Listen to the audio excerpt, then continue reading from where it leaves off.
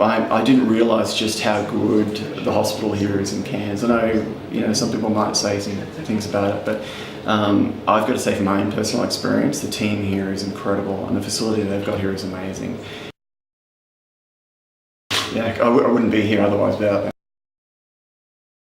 So it's a whole new lease on life, basically. Yeah. So, and I got the hospital to thank for that. Last year I became unwell with the flu in August, and thought I was just dealing with the flu, and it kind of extended out for a few weeks. It actually turned into pneumonia, which for me then turned into sepsis, which is a blood infection. So I became a guest of the hospital in the intensive care unit for five days in a coma, and then another 3 days in recovery here.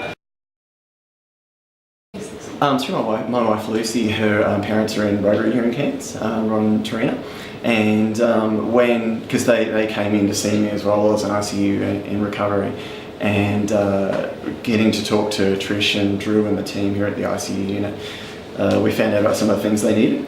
And one of those things is an iCuisat machine, so they can do tiny amounts of blood sampling for little babies rather than having to take large amounts of blood for every time they've got to test their bloods for different things. And Rotary Club were right behind it, and they said, great, well we can write a cheque for that. The machine has got a lot of attributes which our other machines don't have. Firstly, you can use a very small amount of blood, which is advantageous to babies particularly. And secondly, it also measures some substances like calcium, which the other machine doesn't do as efficiently.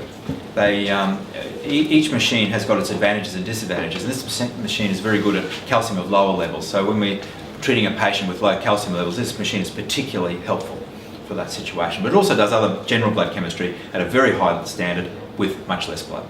Well, it's going to benefit tiny babies more than anyone else, but also the general population of patients who we want to conserve blood on, and also patients where we're treating with a particular type of dialysis where there's a great danger of very low calcium levels, called citrate dialysis, where we would like to know precisely the lower limit of the calcium level, and this gives us a much more accurate indication of that number. And we admit about 90 children a year.